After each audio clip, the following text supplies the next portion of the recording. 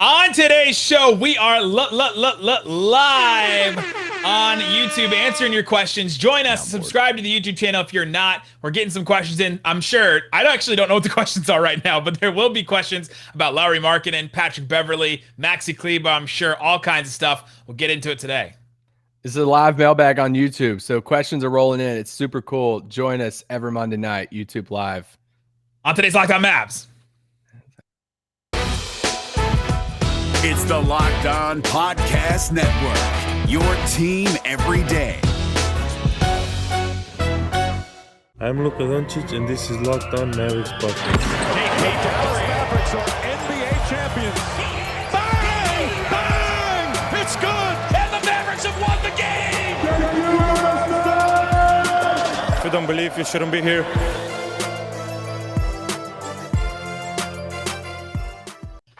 And welcome. You are locked on to the Dallas Mavericks. My name is Nick Angstadt, media member and coordinator for the Locked On Podcast Network. And joining me, as always, my co-host, contributor at Mavs.com, the live lord, the one more thinking. What you got for me, Isaac Harris? Let's go. The soundboard, incredible soundboard. My favorite friend, the soundboard.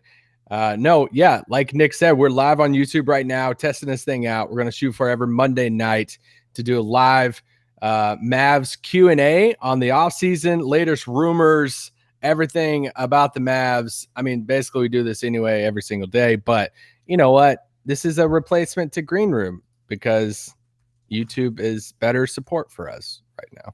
Absolutely. Subscribe to the YouTube if you're not. I already said that, but I'm going to keep saying it because it's the best way to support this podcast. It's free and it's going to stay free. We do ads and all that stuff. We're on YouTube, all that. So continue with us if you're listening. And let's get into some questions. We might as well. Here's the first one. David Silva, is it more likely to see Lauri Markkanen or Dragic before October 1st? This is the big thing right now because there's been a lot of talk about Dragic. We've talked about him almost to death at this point. We talked about the Dragon a lot on this podcast. But really? We've talked about Dragic? Lauri Markkanen is now the new name that people are coming up with. And Tim Cato had a new report today. And so which one do you think? More likely Dragic or Markkanen as a Maverick before October 1st? Oh, Lauri. Yeah. Lauri before October 1st. Here's the thing that's a little bummer about the Lauri Goran stuff. It's taken so long to where if one of them happens, then it's going to lose the appeal to some fans. That fans have like overthought it so much to where now if they do land Markkanen tomorrow or they do land Dragic October 1st, it's been drug out so long that some people are like, oh, okay, well, it happened. Cool. And it's like, no, well, actually, like a couple of those moves actually be a cool, a good move for the team. So that's my only thing is it's taking so long. But either one of the two before October 1st, it's Lauri Markkanen. And it's become the Dragic thing has become expected. Like if it doesn't happen, you'll be disappointed more so than you'll be excited if it happens, which is kind of interesting. Yeah. Well, it depends on what happens. If Markkanen lands in Dallas, there's a couple routes that that could happen, and I think it would be. What is it safe to say? People in the chat right now on YouTube, on a scale 1 to 10, how excited would you be if they signed Markkanen today, a sign and trade into the TPE, into the traded player exception? It's a 3-year deal, around $10 or $11 million a year. You only have to give up like a couple seconds or a really heavily protected first that conveys to seconds or something like that. How, on a scale 1 to 10, how excited would you be? Yeah, so we'll start getting some chat in. They'll be excited about Markkanen. Let's do another Markkanen question. This is from Leonardo. This one says, what do you guys think about the possibility of a Markkanen Kleber trade? I'm worried about our defense with too many big men. What's your thoughts on that kind of a trade? Yeah, that was tough. Because it's it's the offense for defense, right? I mean, you're looking at Maxi is 29, so about a 5-year difference of age between the two, so a little bit different timelines. Markkanen's better offensively, better shooter, better offensive arsenal. Say that higher upside, I would say that better shooter. Let's just be honest. Better shooter. Markkanen's standstill or pull up, all that. Yeah, it's where, and this is kind of hard to describe it this way. If you're in a playoff series, Maxi is the guy that you could put in like the closing lineup and you feel comfortable with. Markkanen's the guy that you could roll off the bench with Brunson and say, okay, well, I know I can get points with Markkanen off the bench too, where I don't think Maxi can be a second option in your bench unit or a first option in your bench unit offensively. So it really is a offense versus defense type of thing, but Markkanen is younger, 5 years younger than Maxi. And, if he signs up for 3 years, if it's the TPE, then you're looking at around 10 or 11 million. I can't keep up with the chats at this point. I wanted to, they're probably roasting at me a certain point. The chat runs you instead of you running the chat if you have enough people in it. But like, what if push came to shove, and if you're Dallas, would you? I understand Chicago wanting Maxi. I would say right now, like, give him. I mean, heck, Maxi might even start over Patrick Williams. Probably not. But I don't. That's so hard for me. That's so hard. I mean, I lean towards I would take Markkanen in that, but that's hard for me to say because I love Maxi so much. I think the upside at Markkanen, I think having Markkanen for 3 years at that number, and I think he will play well in Dallas to where that contract is very valuable if you want to include it in the trade later on too. Yeah, go back to our podcast a couple days ago, maybe a week ago. I went on my whole rant about Markkanen, so I'm not going to do that whole thing again.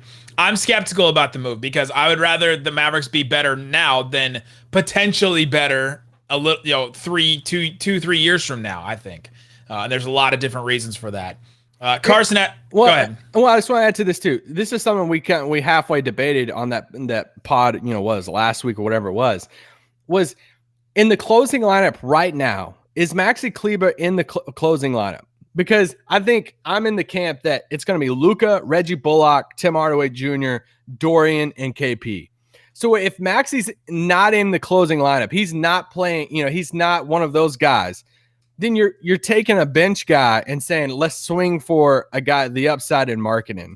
So that's where, if it was Dorian, that's where I might draw the line on, because Dorian's so important to this team because we need those wing defenders. And I get Maxi and guard on the perimeter, but I think if I'm taking a guy that's going to be on the bench in the crunch time and turning into the upside of a 5 years younger Lauri Markkanen, I think I would do it. But I think there's a chance that Maxi might not be on the bench, especially in certain lineups. And then all of a sudden, you've taken out some of your lineup flexibility, and you've taken out, definitely defensive thing. Like somebody in the chat mentioned this drop. The wine. That's what we'd be hitting every time the Mavericks were trying to stop somebody next year if they get rid of Maxi and trade him for Lauri Markkanen. Like, he's not stopping anybody. And so, yeah, there's a lot of things to weigh on this. Let us know. What do you think in the chat? I'm sure a bunch of people in the comments and all that are letting us know what you think about Lauri Markkanen for Maxi. It was a big debate a while ago, and it's only heating up now. This actually seems like the real choice the Mavericks are making right now. Well, and Tim Cato Athletic reported that Chicago had interest, in Maxi, which makes a ton of sense. And, he's also KP insurance. To where, true. Yeah, that's true. If they do, one, if there's an injury to KP, or two, if they do, ship off KP, which we don't, however you feel about that, if that ever does happen, then you have a Lauri Markkanen in there. You're like, all right, well, a lot of the similar stuff we were asking KP to do, the playoffs, whatever, we could ask Markkanen to do too. So I'm pro Markkanen in Dallas. You know this. Let's do a quick one here. This is from Brian. If you could replace KP with any second star in the league, who would it be? Giannis. Like just he's not a second star. He's a one star. I'm holding him to second star. Somebody out there that's a second star. That's the second tier. That's not an MVP type guy. That's somebody that's on a lower level than that. Paul George? That would be your number one guy. I mean, that's so hard to define. Like, who's a number two? Like, what is a number? I mean, does Harden count? I know. Like, he's a second star. Somebody's name in here is Town Brad Pitt. I know, it's driving me nuts. It's incredible. Somebody in the chat, Town Brad Pitt. It's a great name. I think it's probably actually Brad Townsend. He's got Brad Townsend's profile picture. AD? Emilio said AD. I mean, AD's a really good one. That's a good second star to replace him with. That seems to be the answer. I mean, who's a realistic second star? I don't want to go down that path, but so then it's like, oh, who would you rather have, this person or KP? And that list might be a little longer than what people. I'm a little late on this, but here's a live chat from our friend Kevin Gray. I would like to know where I can get Isaac's hat. A lot of people in the chat are asking about your hat. It's the like really? silvery white, like Mavs with the hat logo on your hat. Where'd you get your hat? I don't know. I've had it for a while. It's kind of dirty, but you can't really see it that much. And then he'd also want to know what hair product I use. Kevin, it would not work for you. I just use a paste. And right now the humidity outside is not doing well for the paste. I'll just leave it at that. This is an interesting question we can hit real quick. Brian asks, what would be the perfect season stat-wise for Josh Green? Let's go outside of stats too, storyline and everything. If Josh Green stays on the Mavericks, what's a perfect season for him in your opinion? I mean, I don't know. We briefly talked about this the other day off the pod of like what if Josh Green's good, and what does that look like? And why is that too mean? I just hate that that's a what if. Like, can that just can it just be true? No, I mean, like, because we're watching some of these summer league games, like a lot of you guys probably are too, and you're saying, man, look at these guys. Like, look at what. I hate to go back to him, but look at what Saddiq Bey, watching. I know it's good. We're gonna keep doing that forever. We have to stop apologizing for it. But like seeing Saddiq Bey with that like clutch block, and he had some of these big, and seeing some of these other second year guys at summer league, and they're having big moments. You're like, dang, how crucial is it for that team that they're going to be able to play like meaningful minutes for that, for the team, and how like at such a young a lower contract, it means so much to the team salary cap wise. And we just don't know about Josh Green. Like if he, I look at, Dorian Finney-Smith, it's like, that's the type of thing. Like, can he be a Dorian Finney-Smith for the Mavericks moving forward? I don't know. Like what does his 3-point shot need to be? Like his hustle is there. He's going to defend. He's probably his passing is pretty good. His passing is good. He's a really good passer. He's got to work through like decisions. He's kind of still, I made this joke and people were making it to me, even going back during the Olympics of like, hey, he's pretty good for a high school running back, because I made that analogy that if sometimes it felt like you just throw, in high school basketball, you have the running back of your football team that plays basketball too, and you just kind of unleash him on the court. He feels a little bit like, hey, you're just going to unleash him on the court and he just runs everywhere, which is awesome because it's a lot of fun. But I don't know, like what does a good Josh Green look like? And how much does it change the Mavericks? Because that's a future what if for this season. I think a perfect scenario is that Sterling Brown plays no minutes, right? Like Sterling Brown can't find time because Josh Green is coming in and basically taking his time. I think that would be a perfect season for Josh Green.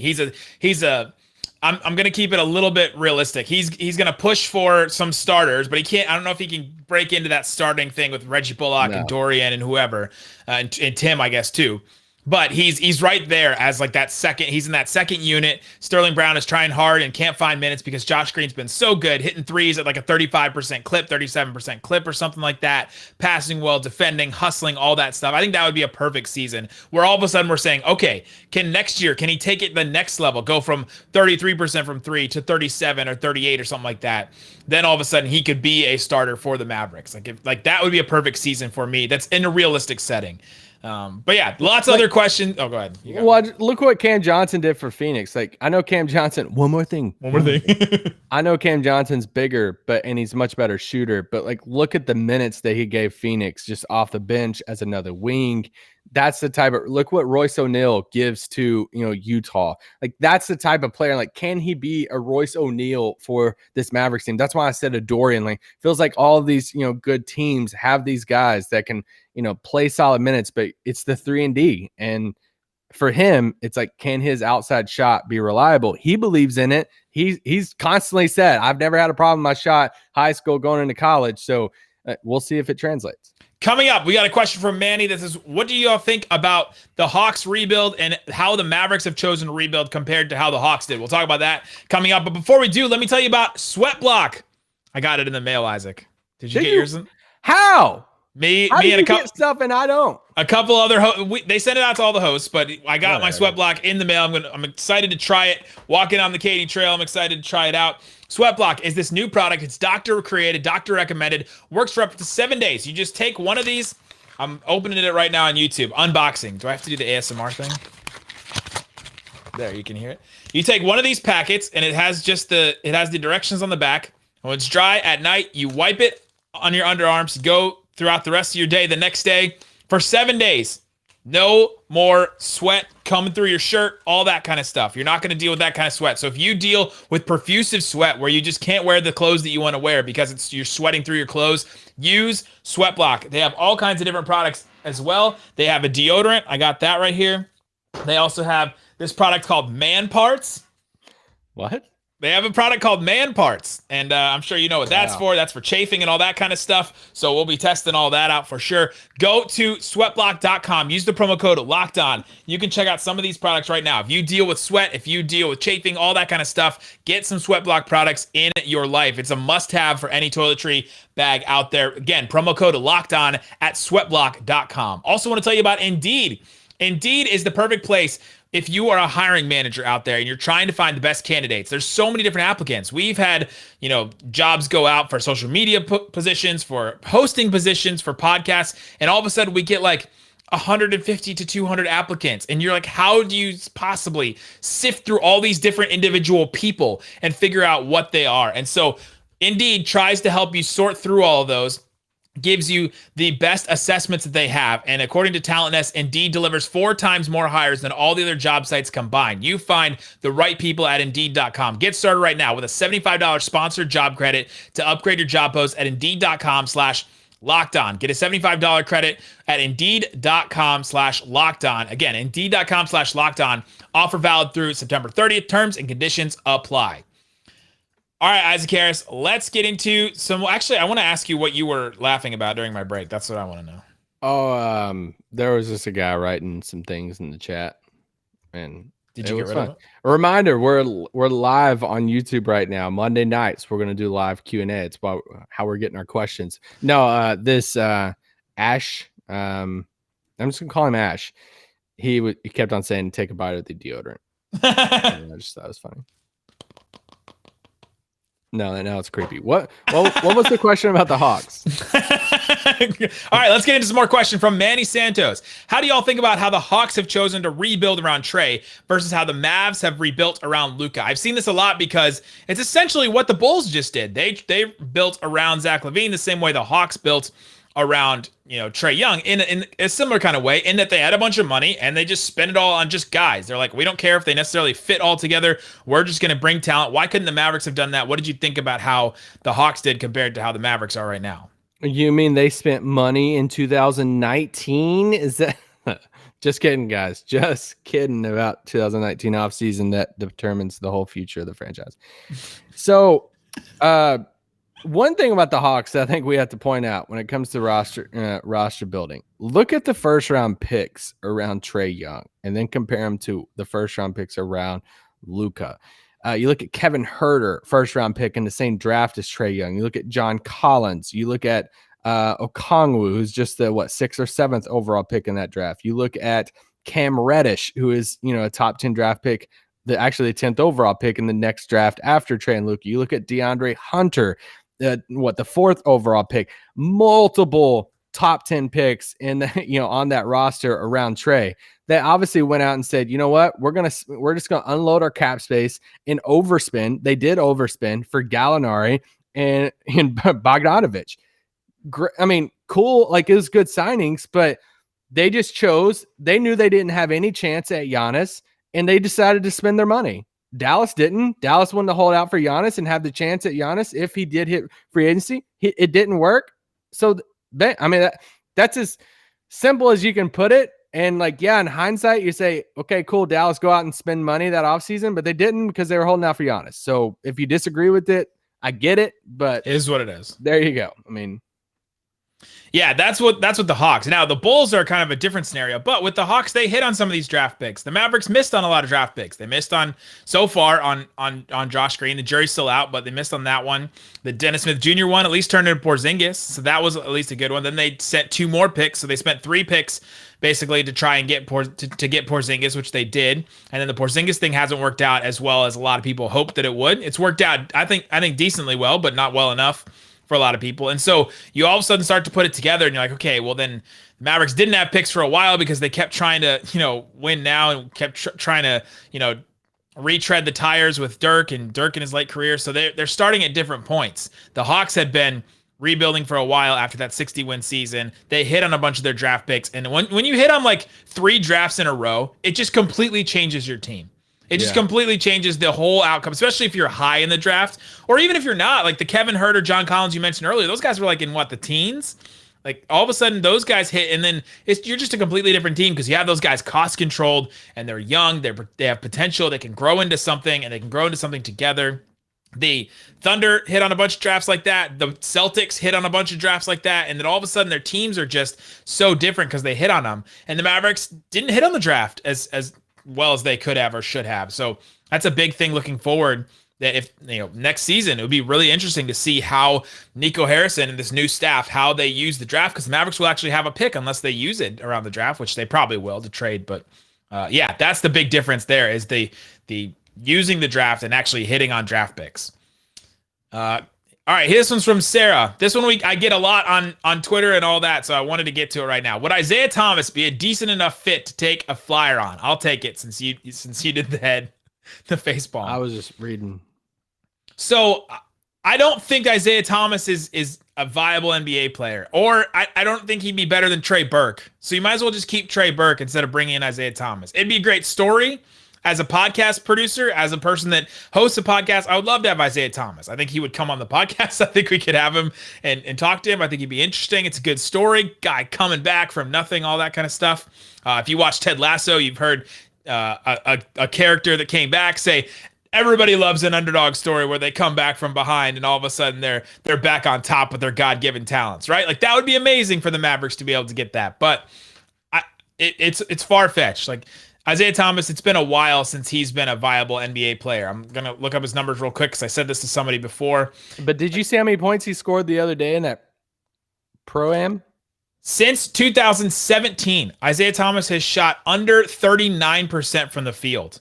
Like not even 42% from 2 and 34% from 3. Like I don't think he's a viable NBA player anymore because of the injuries and all that. It sucks. It's terrible. But I don't. Can we have Frank Ntilikina instead? Like that's the route I would go for sure. So that's the route. But I will say this: if they do the like 3-for-1 trade, like the Dragic thing, and let's just say Burke's in that. Let's say it's Dwight, Burke, and Josh Green, whatever it is.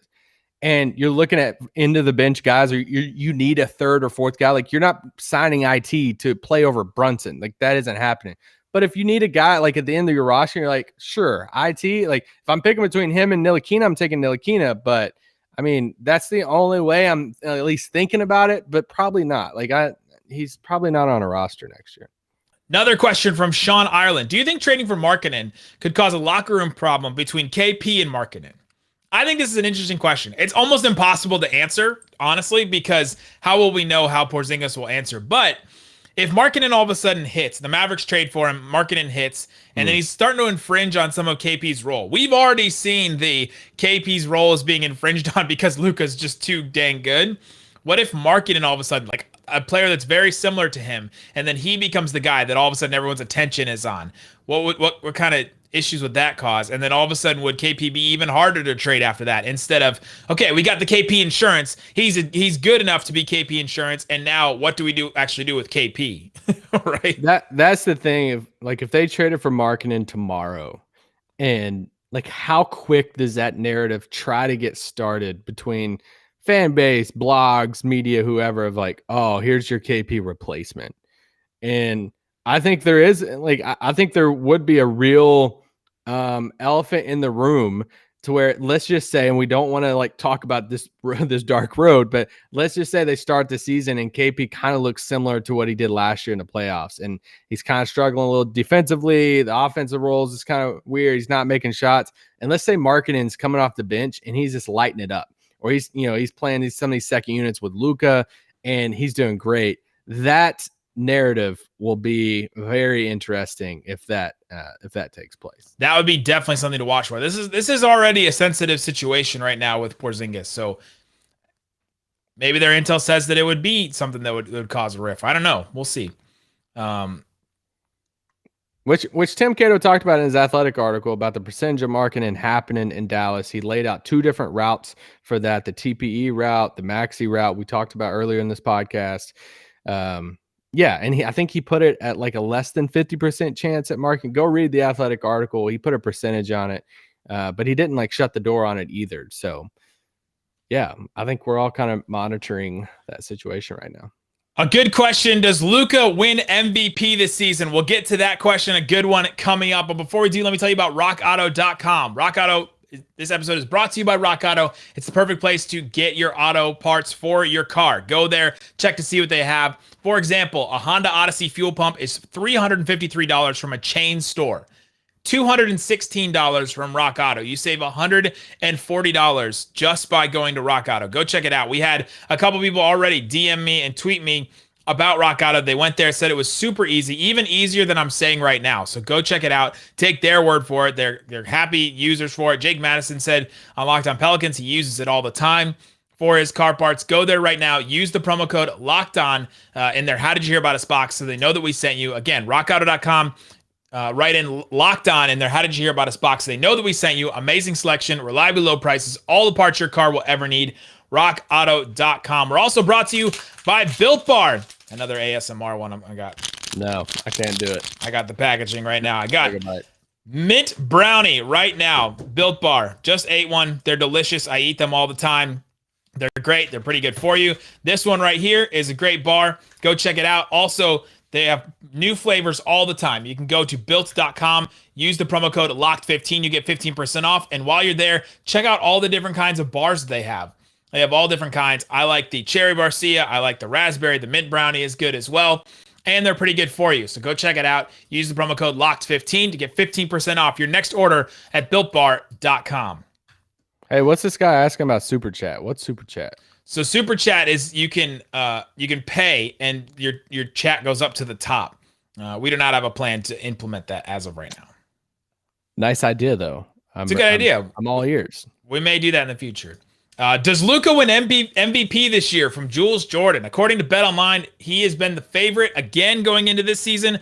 Isaac, let's take the question to a different level. What would Luka have to do to win MVP this season?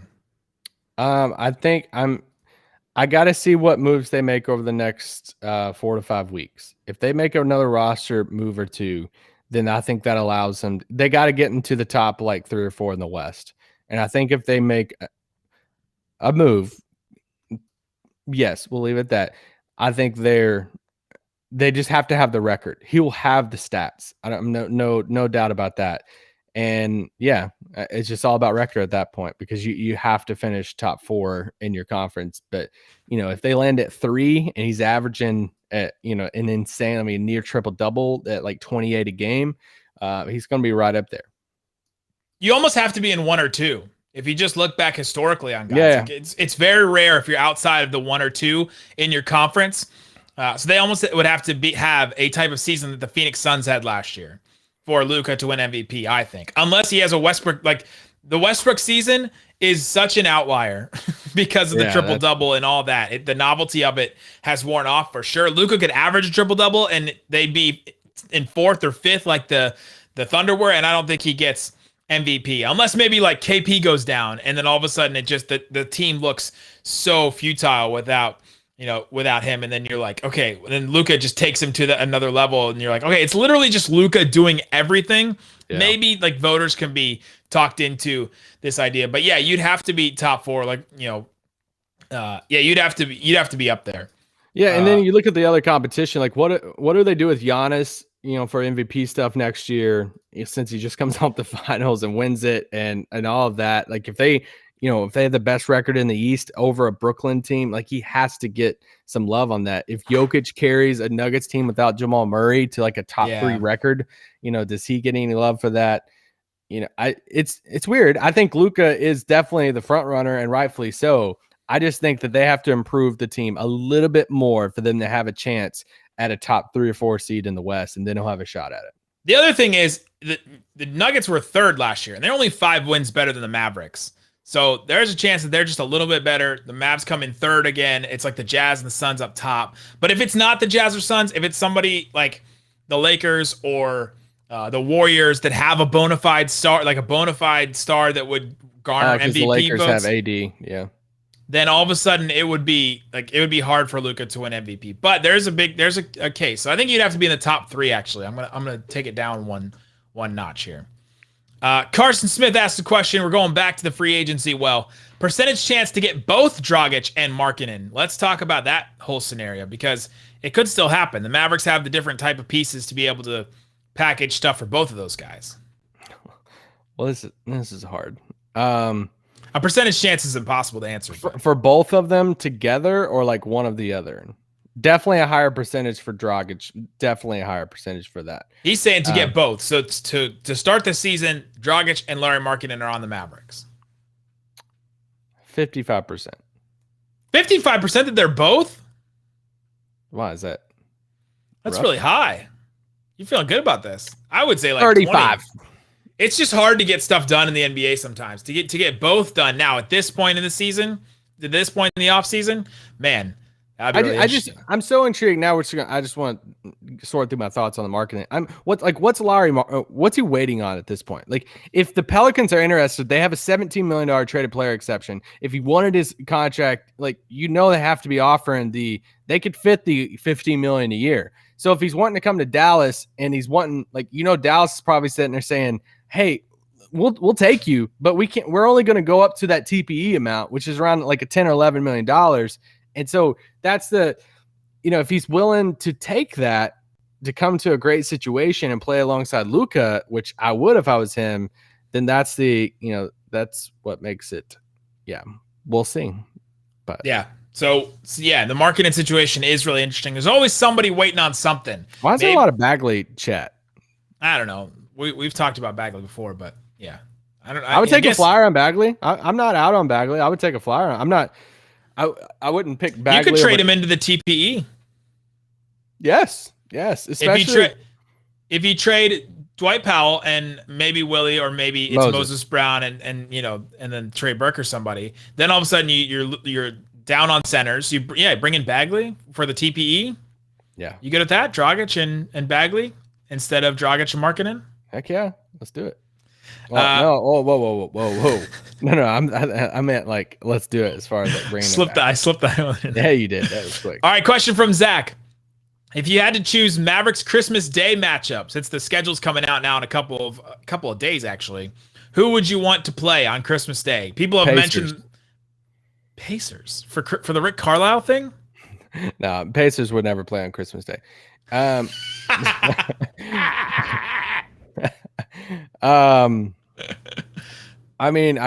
guess it's the Clippers, right? Honestly, they probably put him against LeBron. Is the Clippers matchup still that interesting though? Patrick Beverley's gone. There's nothing that fun about that matchup anymore. Well, it's the reunion, Beverley against the Clippers. Oh, because Beverley's gonna be on the Mavs. We haven't had a single question about Beverley so far. I've seen some people earlier in the chat. People were way out on Beverley on Twitter. Did anybody roast me? Well, there's a couple of people on YouTube I saw that in the YouTube comments that were surprised that you wouldn't trade Powell for Patrick Beverley. And then there was this just as many people saying, no, Patrick Beverley is just as terrible as Dwight Powell. We should not trade for him or get rid of him. And so I think it was about 50-50, but nobody wanted Patrick Beverley outright. Interesting. But no, I think for Dallas, Dallas is going to be playing on Christmas Day for the next foreseeable future. And to see Luka on the biggest stage, he's going to be one of the biggest games. So they're going to play the Lakers. They're going to play one of the other, they're going to play the Nets. They're going to play in Madison Square Garden. They're going to play one of those big games. So, I'll take the cop out and say Lakers. Oh my gosh. I've seen so much DSJ stuff in the chat. Go back to our cold open the other day when Lucas signed and go watch that one. I just don't know what to say about the Dennis stuff. I love Dennis as a guy. He was so nice to talk to in the locker room and have in Dallas. But I just don't. Yeah, I just don't see how he fits on this team. There you go, guys. That is the podcast on YouTube. We will stick around. So if you're listening on the podcast, go check out the YouTube video. We'll answer some more questions. We'll stick around. But here's the end of the podcast, guys. Thanks so much for listening to Locked On Mavs. Peace out. Boom.